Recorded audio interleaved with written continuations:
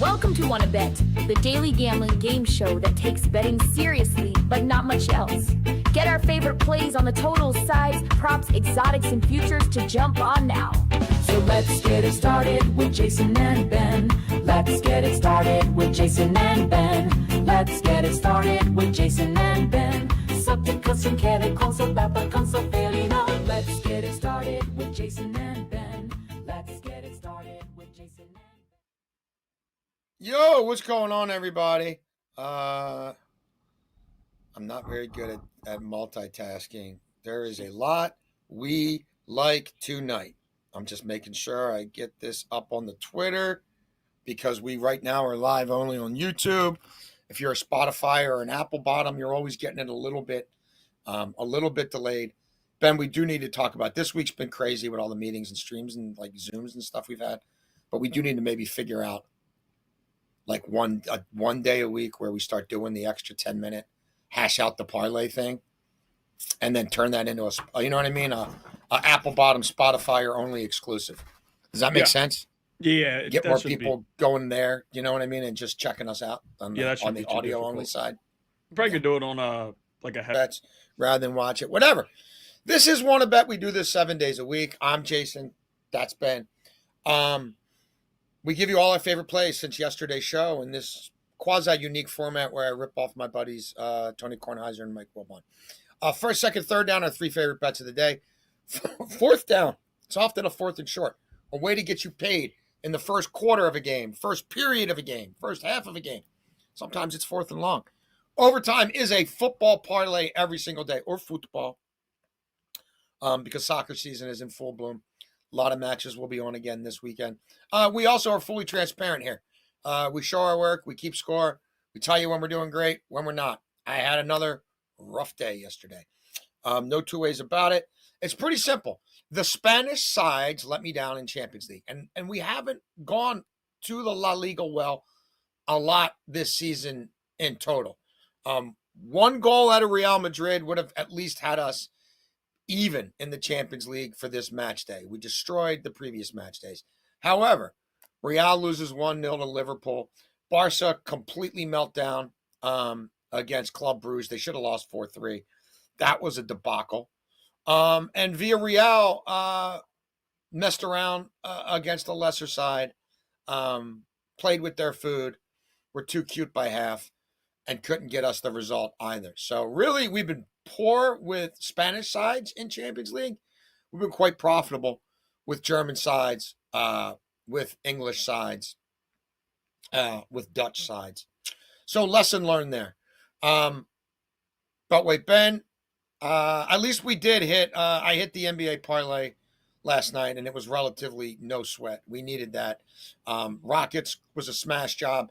The Jazz got hot late in the first quarter and ended up scoring 26 points in that quarter, and I got a little worried, but I was right. They barely cracked 100 points, and we had them under 113.5. Beltway Ben, how about you? It was we finished down 1.4 units. It wasn't the end of the world. Aaron Neesmith, we cashed both props. We gave out his 3-point attempts at plus money. Go watch how that one cashed. We took 8.5 over.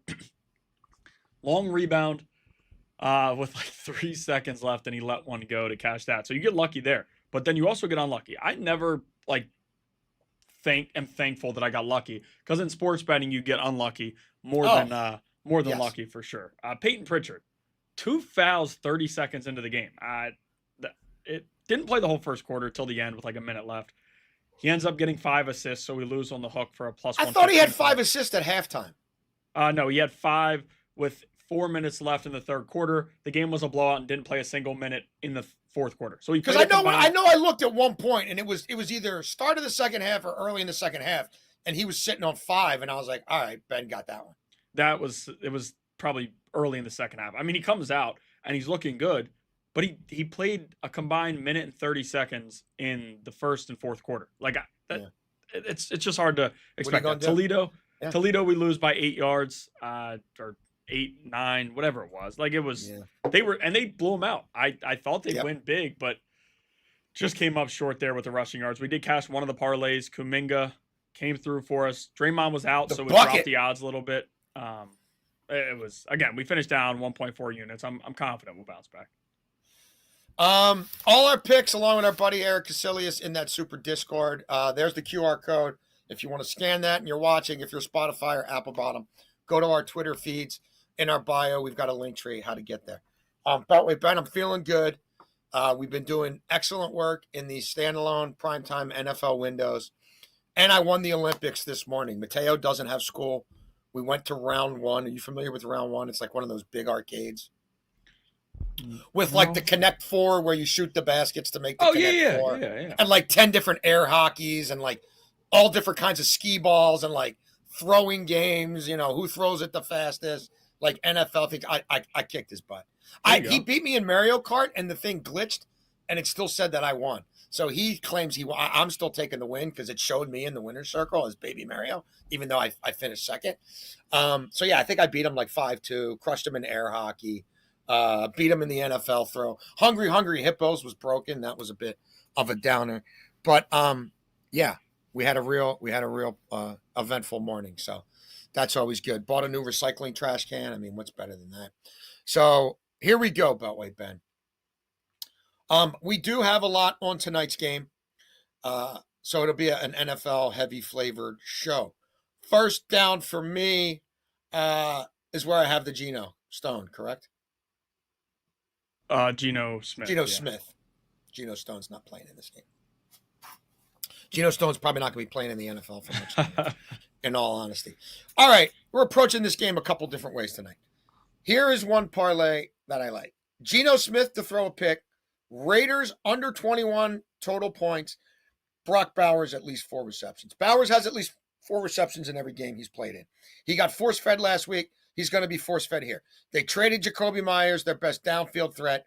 The deep stuff's not going to be there against the Broncos defense that's number 1 in the league in sack rate, elite in pressure rate. The pass rush, they've got 6 different guys who can get to the quarterback.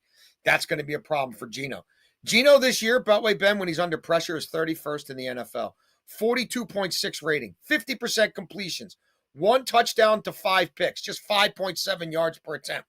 Where are all those dinks and dunks going to? They're going to the big man Bowers, who's got the huge catch radius, who's a matchup nightmare. So again, even when Bowers had the slow start with Geno, he was still getting at least 4 a game.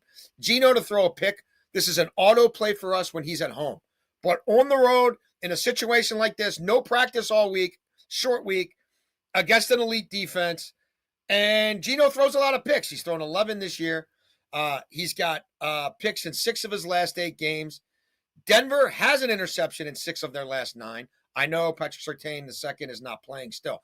Denver's picked balls off 11 times. They're going to get pressure. There's going to be tip balls.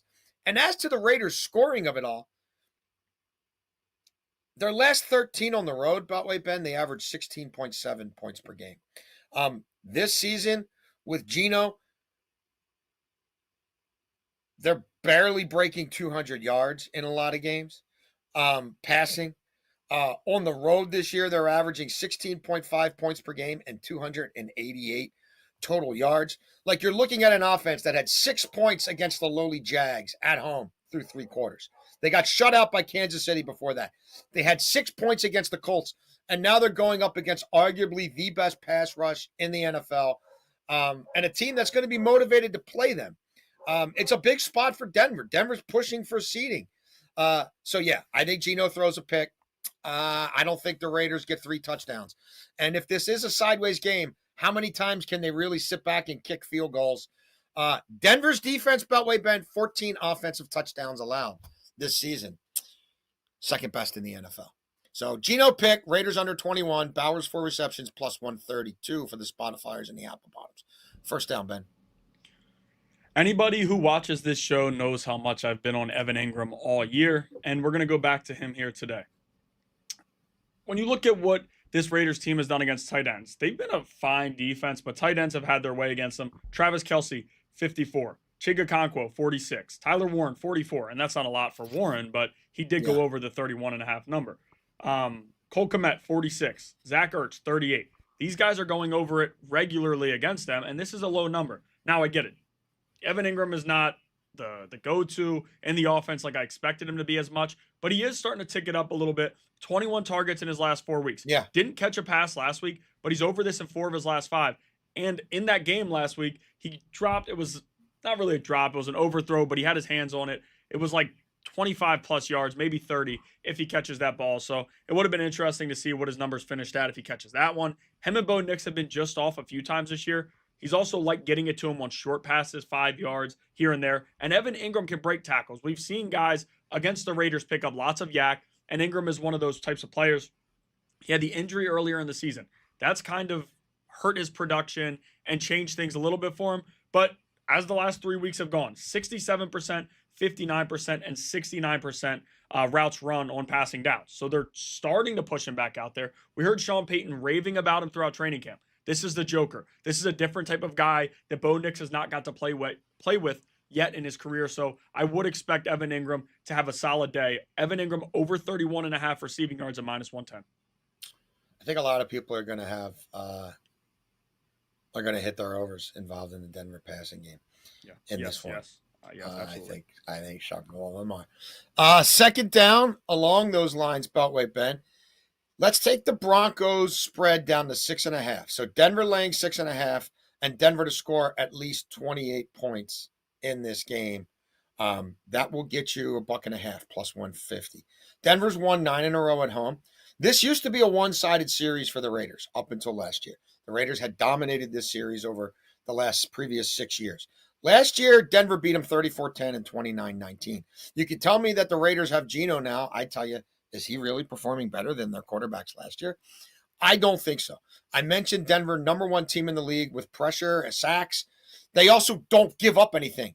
You look at their sack differential and their pressure differential. It's a key metric that I really use to evaluate teams when I power rank them. Can you protect your quarterback even if he's somewhat limited? And are you getting to the other team's quarterback even if he's athletic? They're doing it better than anybody in the NFL. Here's why I also like this 27.5 on the other side of things. So we already mentioned we don't think the Raiders are going to score a lot against this defense. The Raiders defense 3 days ago was on the field for 77 plays and 43 minutes. Okay? Jacksonville barely won the game, but they dominated time of possession. That is a long time to be on the field to turn around and play 3 days later against a division rival who's playing for everything while you're playing for nothing. The guys like Jacoby Myers who wanted to get out by the trade deadline, guess what? Now they know they're stuck, right? And that defense is spent. And Jacksonville just hung 30 on them. And now they got to go to altitude, Beltway Ben, on a short week and face a Denver offense that's pretty tuned up. And I don't think Sean Payton's taking his foot off the gas early in this one. So I'm comfortable with the 27.5 points. And also, Geno's 0-5 against the spread his last 5 prime time. And while this spread is going up to close to 10, we're playing it below a touchdown. And yeah, I think it's a smash spot for Sean Payton. This Raiders team, it's like Pete Carroll, all that rah-rah shit is funny and cool when you're the little engine that could, right? When he's turning around Seattle and he's got immediate success and Russell Wilson comes out of nowhere and nobody knows who Richard Sherman is because he's a 5th-round pick. And all that was cool, and it worked there. When you come out of the gate like this with 2 wins, and one of them was against Tennessee barely at home, and you can't get the 2-point conversion to win the game last week, I don't think that rah-rah shit's working real well. And I think this Raiders team is incredibly flawed. I also don't think Pete Carroll's going to be their coach next year. Second down, Beltway Ben. Second down, we're going to the NBA. The one NBA play that we have for the day. And it's actually rare for me. One game. Yeah. It's just that Suns game. It's the only game on the docket. It's unfortunate because, again, everybody's going to be watching NFL, but the NFL game is who wants to watch this? Pretty mid. Which, again, I'm still going to be watching. You know me. Yeah. But there's one NBA game? I don't know. They don't want to compete. Weird. The NFL takes over the world, but whatever. I don't like Bradley Beal. I actually quite honestly hate him. But we are going over his points here, Bradley. He's a pretty nice guy. He signed a jersey for Rocco. He and John Wall, when we would go to Wizards games, they always signed for everybody, and they would give away their shoes like crazy. They would give away their shoes after games all the time. I probably shouldn't speak bad on the guy. I've never met him. So again, Beal it's was unfair. really cool. Like because Rocco back in the day, like really liked Wall and Beal. Right. And like they were cool. Like he got to meet them like several times. Just standing, where the players come out of the tunnel. Right. They would sign a lot. No, that's dope. So I shouldn't say hate Bradley Beal. He sounds like a good person. I've always loved John Wall. But Bradley Beal, the way that the Wizards saga ended and the dirt he threw on my team, It's bad. it was ugly. And he didn't play well. He got a lot of money. But again, good person. So we shouldn't talk too down on him. But I do like his points tonight. Over 14.5 points for Bradley Beal at -120. This is a revenge spot. Like, it's a revenge spot. You're facing your old team in Phoenix that when they added him, there was a lot of talk. Like, oh, KD, Booker, and Bradley Beal. Now you're telling me this team has a chance to compete for the NBA Finals. I immediately pushed back on all that because I knew what Bradley Beal was. I don't know that he's a true Finals contender type of player, but he'll get his when he can. He's a prideful guy. I talked about it before. He's a prideful player. There's no Kawhi or James Harden. He hasn't played in the fourth quarter once this season. Tonight, he has to. Like, they need guys to be able to get them buckets, and they don't really have that when you take away Harden and Leonard. Like, is Chris Paul is going to be dishing stuff out, assisting. Yeah. I get all that. But outside of that, like Chris Dunn, I'm not fully buying anything there. Jones is a defensive player. It's a lot of like 3-and-D guys that can't get a bucket off the dribble. Bradley Beal can, and he will take it to the bucket, and he will get to the free throw line when he's on the court. Does he come off the bench tonight? Maybe, but even if that's the case, this should be a tight game because with losing your best players for LA, you're still probably right there with Phoenix in terms of competitiveness and all those different things. I don't know what Phoenix is going to be with Jalen Green. He's back tonight. He's not going to play 30-plus minutes, so I think it'll be a close game. And I do like Bradley Beal over 14.5 points at -120. I like it. I'm just going to keep pushing this on Twitter because, I mean, you know what I mean? I'm pushing the YouTube stream on Twitter because we still have technical issues. And hopefully this new laptop solves it. Yeah, I think I'll be looking for a shot. Third down for me. This is my final play on Thursday Night Football. Give me Bo Nix to throw 2 touchdowns and over 23.5 total points for the Broncos. So we've got the team-related parlay where we've got Denver at 27.5. We already documented that, right? We're playing at 23.5 here. And again, the Raiders defense, bottom 10 in the league in offensive touchdowns allowed.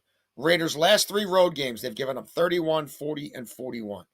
They've allowed 30-plus in 2 straight games overall.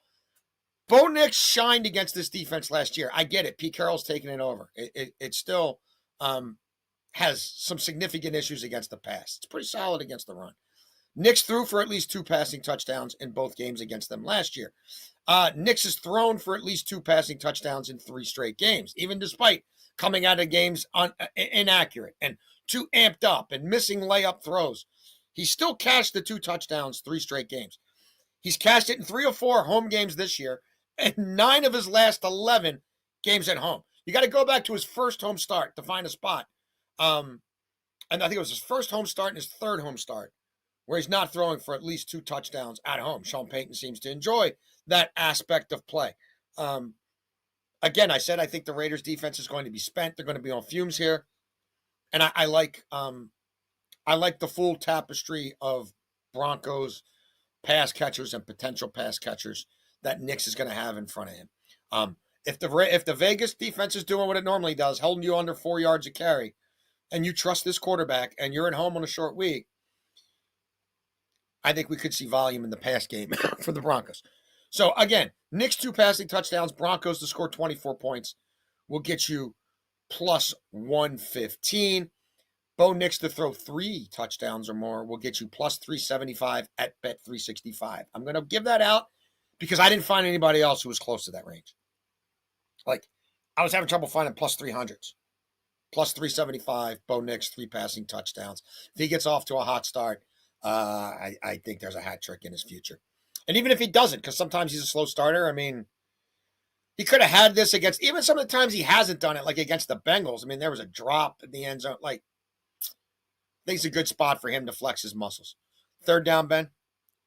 Yeah, real quick, I will say I'll give out as an official play Bo Nix 2+ touchdown passes. You can still find it at -115. depending where you shop around. I do like him for 2+ touchdown passes. And since you gave out the 3 and the 2+ here, I figured I'd just give it out here. But I am going to the Raiders passing game. And there wasn't a lot that I absolutely loved tonight for this type of matchup. But this is the guy who I did. The more I looked at it, the more I felt good about him. Trey Tucker over 42.5 receiving yards at -110. And we're also going to play him over 3.5 receptions, which you can get at -140. Jacoby Myers was traded. That means a lot here. Brock Bowers is not going to get every target. They're going to be throwing screens to Tucker, trying to let him make plays. He's a gadget guy where they will set things up easy for Geno. Throwing the ball down the field hasn't been great for Geno. But on the few long balls that he has connected on, Trey Tucker's been involved in a lot of them. Mm-hmm. He can beat teams over the top. They can use him in the screen game. They can line him up anywhere really on the field, the backfield, wherever they want to do things. They'll have him moving around, and he should be able to get over this total. He's over this yards in 2 of his last 4 and receptions in 3 of his last 4. So to me, no wide receiver 1 anymore with Jacoby Myers gone. He's not relying a lot of targets, and like Bowers is going to take a lot. We know that. Everybody knows how good Bowers is and how much he's going to get the football. But to me, like Tucker is the wide receiver behind him that should be getting a lot of things. Like Dante Thornton, Lockett. I don't know that those 2 guys are demanding targets the way Trey Tucker is and the amount of plays that Tucker can make. Geno Smith knows that, and he's going to take one of those deep shots to him. We need him to connect on that, but I do love the receptions as well at 3.5. So 3.5 receptions at -140 and 42.5 receiving yards at -110. Excellent. I told you guys I was going to be really judicious about what I do in the NHL, but I didn't want to give you, only football plays for tonight. And as Ben already pointed out, there's 1 game in the association. And while I like some of the potential college basketball games that I've been doing work on for Saturday, we really don't know these teams. We really don't. I mean, these teams don't even know themselves. Like, they just don't. I mean, I talked to a Division I college coach a couple days ago, just in general about variance this time of year. Wasn't probing him on a gambling aspect, but just talking about his team and how much he knows about his team and when he thinks he'll really know his team. I'm just telling you, these guys don't know their teams yet. So it's really, if somebody's out there giving 5 and 6 college basketball plays on this shit this time of year, Godspeed. You're better off throwing darts or bobbing for apples and seeing which team's emblem's on the other side of the apple that you pick out of the freaking bin or however how you do that. But I do think I'll be on some for Saturday. But even though we're in the equinox period of sports, there's not a lot of volume out there. But I did circle this NHL game about 4 or 5 days ago because I am a pretty the trends matter to me. So we're going to go first period over in the Bruins and the Sens. That's 2 total goals we need in the first period, -125. Why do I like this so much? The Bruins are 10-5 to the over in the first period this season, best in the NHL. The Sens are 9-4 to the over. The Bruins at home are 6-3 to the over in the first period. The Sens on the road are 5-1 to the over in the first period. These teams have played 4 times in the calendar year 2025. They've produced 8 or more total goals in 3 of those 4 games. The last 7 times they've played, 4 first periods have gone over, and 3 of them have gone way over. How is their recent form? There's been a lot of first period goals involved in both their games. The Bees seem to really at home want to come at you with an aggressive forecheck, turn you over. They get a lot of scoring chances in the first period, like they just do. Expected goals, everything. Both teams are rested. It's not a weird back-to-back situation or anything like that. So we're riding the trend here. We also are on this game. We played it over 6 goals.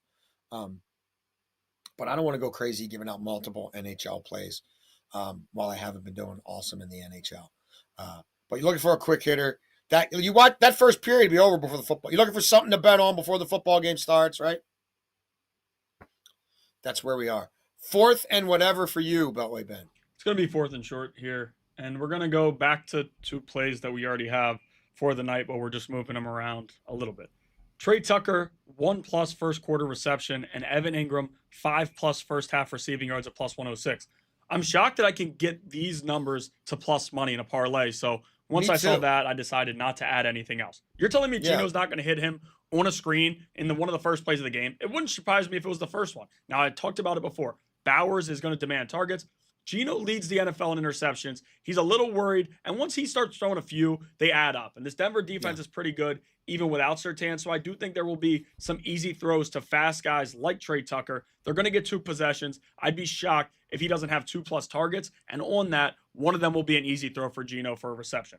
Evan Ingram, 5+ first half receiving yards. If he's going to go over his regular number, he needs to go over in the first half. I'm confident he goes over the regular number. Bo Nix gets him involved. They struggle against tight ends. Even on the short throws that I talked about earlier, 5 yards is nothing. If he can break a tackle or even just catch it 5 yards past the line of scrimmage, I do expect him to go over that. So again, Trey Tucker, 1+ first quarter reception, and Evan Ingram, 5+ first half receiving yards to get us to +106.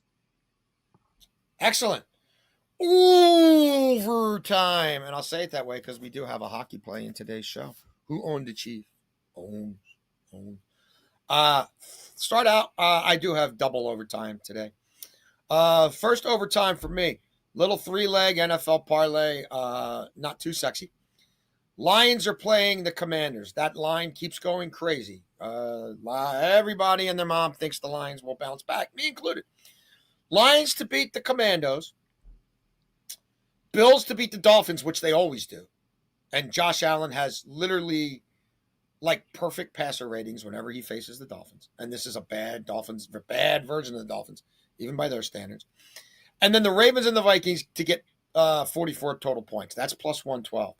I don't think I need to belabor the point on the first 2 legs. Again, both those teams are laying almost double digits. Look, when Lamar Jackson's played this year, the teams have combined for 57 points or more in 4 of his 5 starts. The one that they didn't get above this number was the game at Arrowhead where he never really looked healthy, and he left early in that game, and Cooper Rush came in and beat down his leg. And if Andy Reid had left his starters in for the 4th quarter, the Chiefs would have hung 44 on the Ravens themselves. Everybody is now believing the Ravens defense is some juggernaut. Not me. And they're not good on the offensive line or the defensive line, and they're going to one of the loudest stadiums in the league with a Vikings team that just got a new lease on life by beating the Lions, and a quarterback who can activate his legs and be gritty. And I don't think that the Vikings are getting shut out here by any stretch of the imagination. I think I've watched bad offenses go over 20 points against this Ravens team. I also don't think you're holding Lamar under 24. So I'm comfortable going over 44. So we've got that parlay. Then let's take those 3 legs and let's add to it the Rams on the money line and Tampa Bay, New England to go under 58 points. You add those 2 legs, we're just a shade under +300, +299. Look, the Rams dominated the 49ers the last time out. They lost that game. They are the better team. They have the better offense. They have the better defense. Special teams, they don't have the Rams don't have a kicker. So, I mean, San Francisco's 49ers special teams are still pretty shitty, but I'll say the Rams are worse. I'll concede you that. Stafford lit them up last time, and now they're without Fred Warner on top of all the other stuff. I don't think Shanahan's sweeping McVay. This is a big spot for the Rams. And I think I like the Rams. I power rate them much higher than the 49ers. And if the 49ers can't run the ball in this game, and I don't think they're going to be able to, whichever quarterback they play. Mac Jones ain't doing what he did last time, and I dare them to play Purdy because he'll be worse than Mac Jones. And then look, Tampa, New England. Tampa still has nobody on offense. They just don't. Baker's got 1 passing touchdown his last 2 games. They've scaled it all back. Todd Bowles is a defensive-minded guy. He's trying to win 21-20 right now if he has to. That's a really good Tampa defense.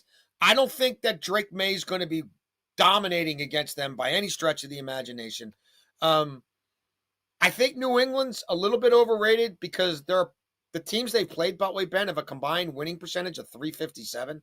That's this year. That's not those, we're going to use last year's numbers to look at this year's schedule. No, that's what those teams have done this year. And we're taking this up to 58. So, for me, this is probably a 24-21 type game. Maybe it gets a little batty. There's a pick 6 or something. I'm thinking 30-27 is sort of my high end for this. And this would get us under that, right? We'd hit here. That would take us to 57. They got to get 58 to beat us. Overtime with Beltway Ben. Yeah, we got a number of plays here. I also do want to give out another official play that I will get to with our first down play. J.K. Dobbins, anytime touchdown. Cortland Sutton, 40-plus receiving yards, plus 162. Jason touched on it earlier, and I completely agree, where we're going to see a lot of receiving props go over for Denver with how they're going to play things. So I would also take Cortland Sutton, 58.5 receiving yards. I contemplated whether I was going to put him in, and I know we're taking two different guys, which is rare for me in a passing game. We've done it a few times. I'm still confident he can do this with one catch. Bo Nix is still going his way, even in the games where he's not going off. He's got one reception for 20 yards. Nix took 6 chances his way, and one of them is the deep ball. So I would expect them to connect on one, at least one, tonight. Dobbins, I like to score. He's due. 4 straight weeks without a touchdown after scoring in 4 of their first 5 weeks. Now, this doesn't have to be a rushing touchdown. He can catch the football. His number's 13.5. Does he catch 1 or 2 passes? Probably. I know they like Harvey. We saw what he did in the passing game last week. But Dobbins, if he's in near the goal line, could they get a little sneaky and toss one to him or hand it off? However they do it, I'm confident they'll score enough touchdowns, and Dobbins will punch one in. Touched on something before. Now, the next play.